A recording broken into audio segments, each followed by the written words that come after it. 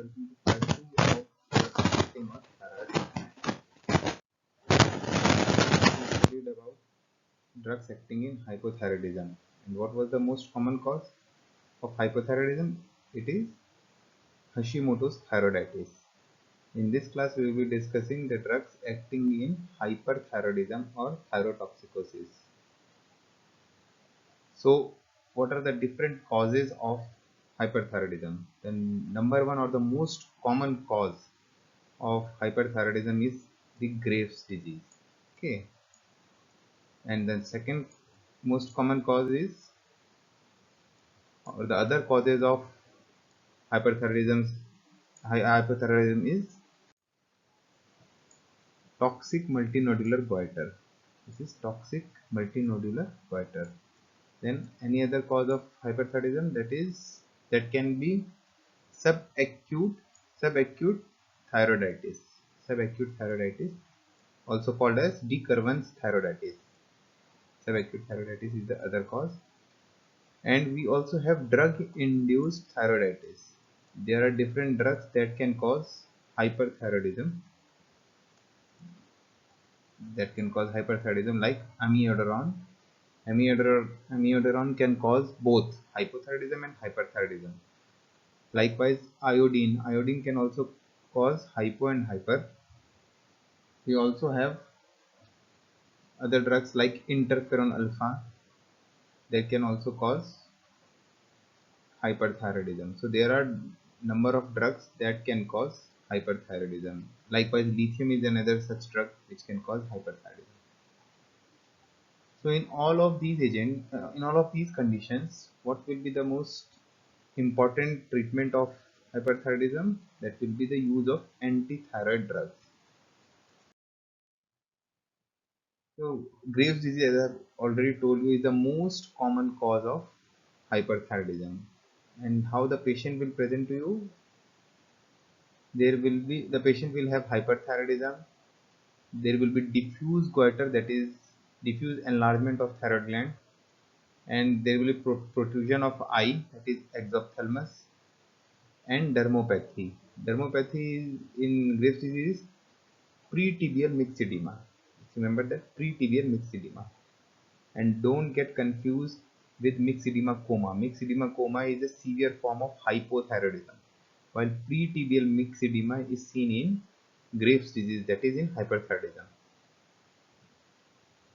Usually the age of onset in Graves' disease is less than 50 years, and as with any autoimmune disorder, this autoimmune disorder is also more common in women than men. And again, there is genetic predisposition here. What are the triggers for Graves' disease? That can be stress, or there can be infection which can induce the attack of this Graves' disease, and also in pregnancy. In fact, in pregnancy, it can either aggravate or subside during the pregnancy. And as it is an autoimmune disorder, so other types of autoimmune disorders can be seen with Graves' disease, like type 1 diabetes mellitus, pernicious anemia, and myasthenia gravis. So I told you that in hyperthyroidism, the backbone of the therapy will be to use anti-thyroid agents. So let us see, we have seen this diagram in last class, that this is the diagram of biosynthesis of thyroid hormones, and here we can utilize this pathway where the anti-thyroid drugs will be acting. So first will be this sodium iodide symporter will be blocked. That is, this sodium iodide symporter will be blocked by certain agents like perchlorate, thiocyanates. Okay, so this is also called as iodide uptake inhibitor or iodide trapping inhibitors. So this can act as an anti-thyroid agent. After this, we have the most commonly used anti-thyroid drug. Those are TPO inhibitors, thyroid peroxidase inhibitors, like propylthiouracil, carbimazole, and methimazole. Then we also have thyroid hormone release inhibitors. Thyroid hormone release inhibitors are also called as thyroid constipating agent. So we will see them. What are those?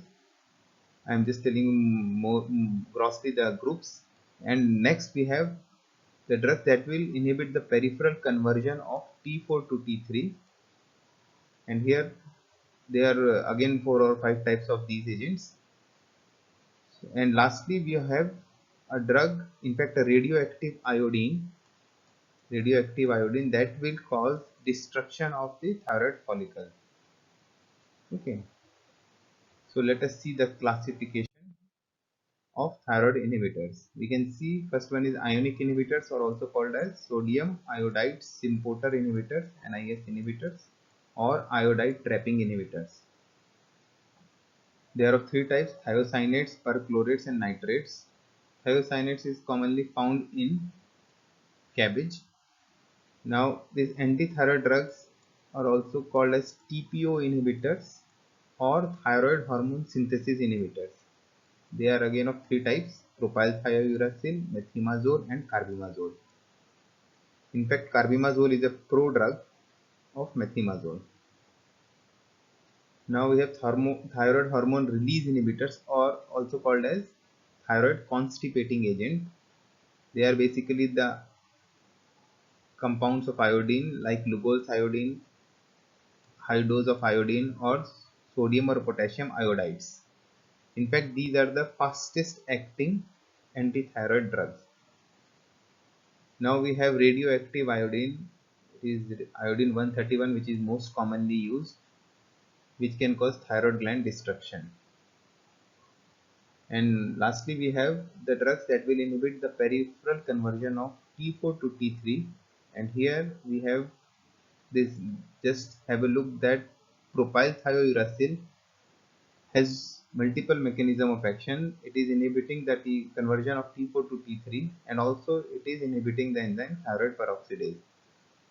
The non-selective beta blocker propranolol can also inhibit this peripheral conversion of T4 to T3.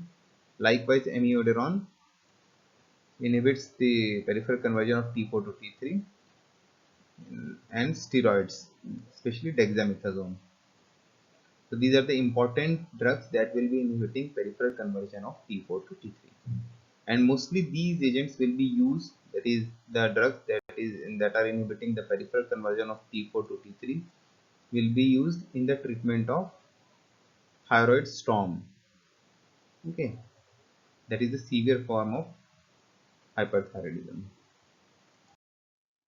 Now coming to TPO inhibitors or antithyroid drugs, they will inhibit the enzyme thyroid peroxidase, which will result in inhibition of oxidation reaction, organification, and coupling. These are the 3 steps which were important, which were catalyzed by thyroid peroxidase in the biosynthesis of thyroid hormones. Additionally, propylthiouracil will also inhibit the peripheral conversion of T4 to T3. This is unique thing about propylthiouracil.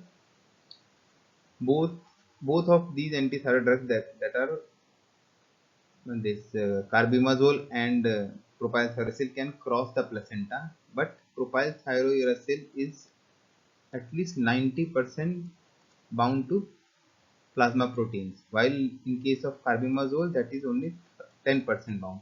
So obviously chances of placental transfer will be more in case of carbimazole, and that can cause congenital hypothyroidism and some teratogenic effects.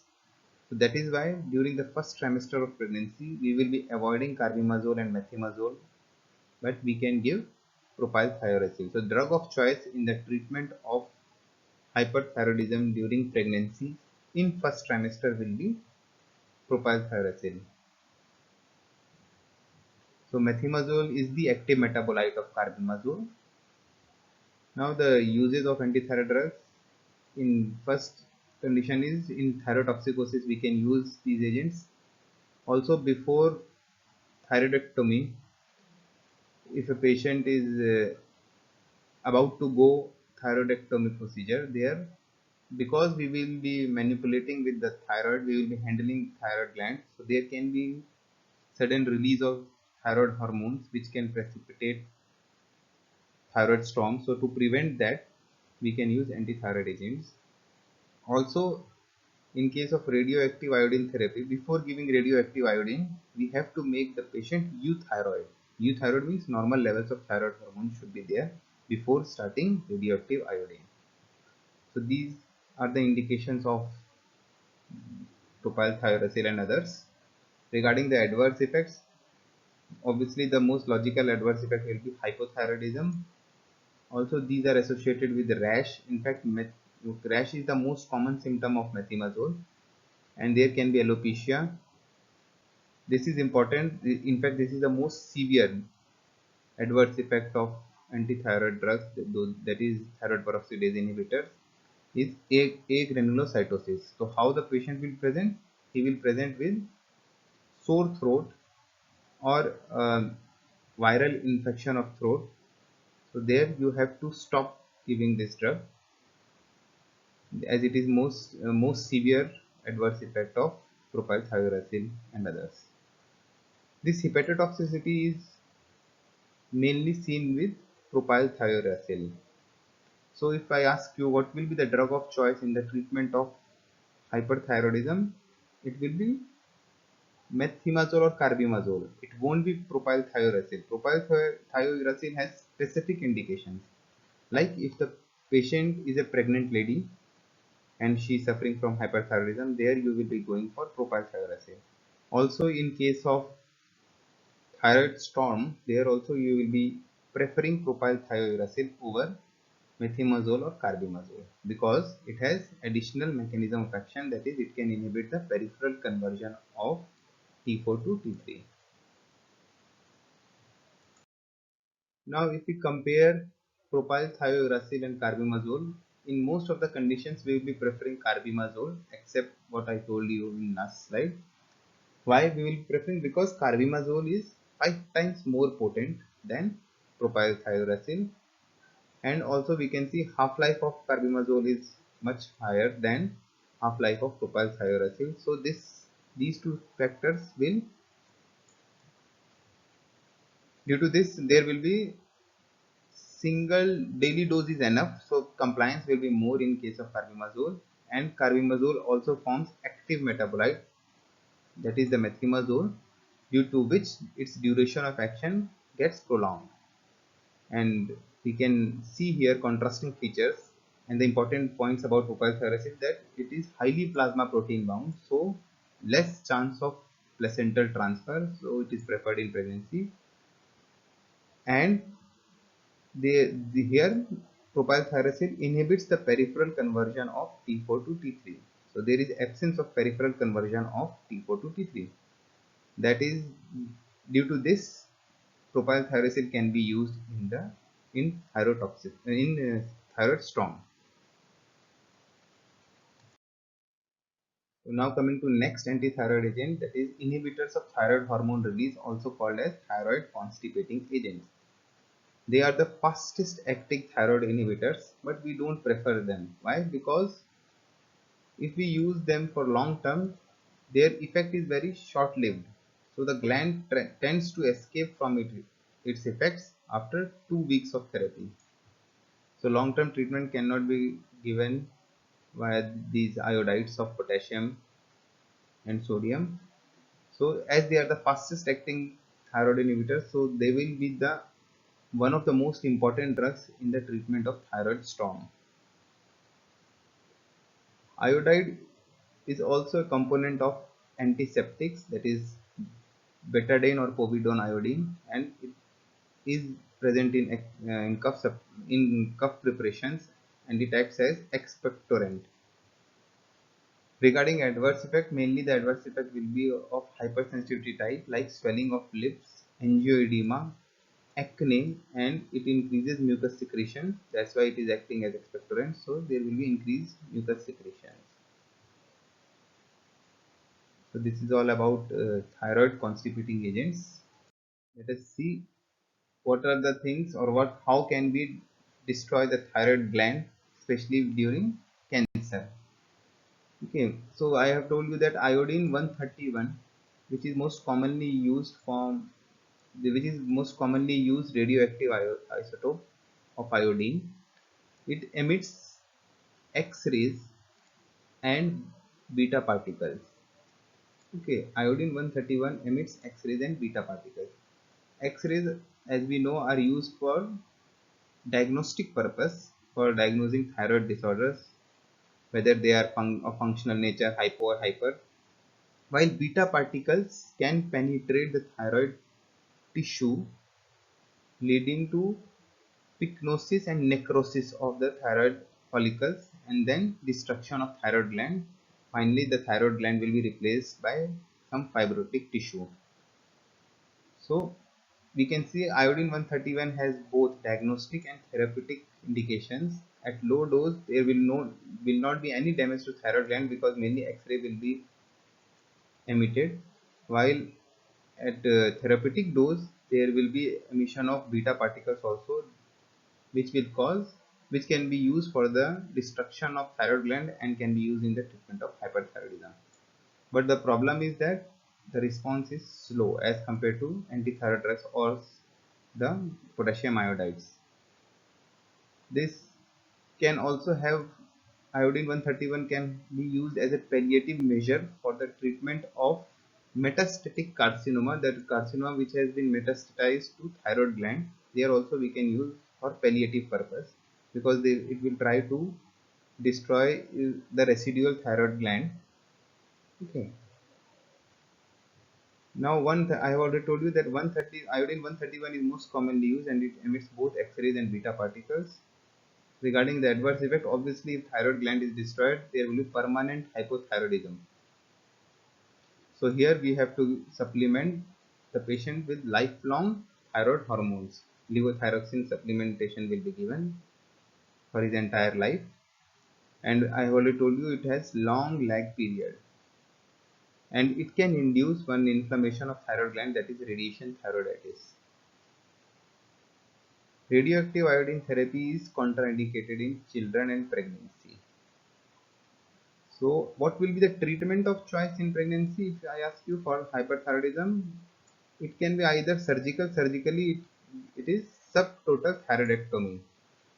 Or if you want to use antithyroid drug, you will be preferring PTU. And in children also, it is subtotal thyroidectomy. Now coming to the most severe form of hyperthyroidism, that is thyroid storm.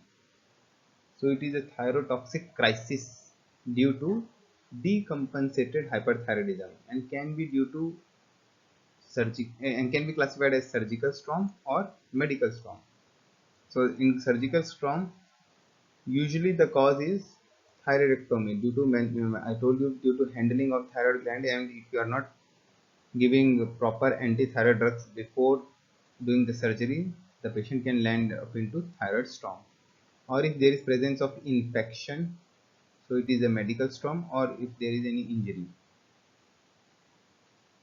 Regarding signs and symptoms of thyroid storm, there will be will be same as with thyrotoxicosis, but here the hyperpyrexia will be very high, tachycardia, diarrhea, dehydration, coma, and the patient can land up into death also. So you have to treat the patient very on an urgent basis. So we have to hospitalize the patient to ICU, and if we have to treat the precipitating cause, if there is infection, we have to manage the infection. Now coming to the specific drugs, non-selective beta blocker, that is propranolol. Propranolol will be the drug of choice, and if this propranolol is contraindicated, then we can give calcium channel blocker, that is diltiazem. Ideally we should go for propranolol. And also we will be giving propylthiouracil. The dose is 200 mg every 4 hourly. And ipodate and epanoic acid can also be used because they are the fastest acting antithyroid agents. And we have to supplement with corticosteroids, especially hydrocortisone. These corticosteroids, apart from their use in any stressful condition, they also have additional benefit that they can inhibit the peripheral conversion of T4 to T3. And in general measures, we have to go for rehydration, anxiolytics, and external coolings along with the antibiotics if there is evidence of infection. So this is all about thyroid storm. So in this slide we can see we have just summarized the antithyroid agents and most of the things you know, so I won't be discussing further. Now regarding the doses of methimazole, it is around 15 to 30 milligram the initial dose, while the maintenance dose is 5 to 10 milligram, it is QD. And thyroid storm, in thyroid storm we have to give 60 to 120 milligrams, so we have to use higher dose here because it is a severe condition. Likewise for propyl thiouracil we can see it is 300 milligrams. So by comparing and contrasting the doses we can easily say that which one is more potent, because here we are using lesser dose, so methimazole is more potent than propyl thiouracil. For carbimazole also it is around 50 milligram per day. Okay, so this is all about antithyroid agents. And regarding the indications for radioactive iodine therapy, where we should be using that radioactive iodine, all patients with age of more than 35 years. Okay, here we have to we can use radioactive iodine, but the condition is we have to make the patient euthyroid by giving antithyroid agents like propyl thiouracil or methimazole or carbimazole. And second indication is if there is recurrence of this thyroid hyperthyroidism even after surgery or after the medical this use of propyl thiouracil, there also we will be giving radioactive iodine therapy. And if we cannot use thioamides, if the patient is allergic to thioamides, there also the indication will be of radioactive iodine. And also I told you in children, if there is, especially in young, not children, especially young people, if there is contraindication to surgery, in children the radioactive isotope is contraindicated, so in younger generation we can use them if there is contraindication to surgery. Now coming to the disadvantages of radioactive iodine therapy is that we cannot use in children because it can lead to permanent hypothyroidism and the patient or the child has to take levothyroxine for his whole life, so better to avoid in children. Also in pregnant women we will be, it is contraindicated. And we can see that it cannot be used in thyroid storm because it is slow acting, and there is a rare complication associated with radioactive iodine, that is thyroid carcinoma. So this finishes antithyroid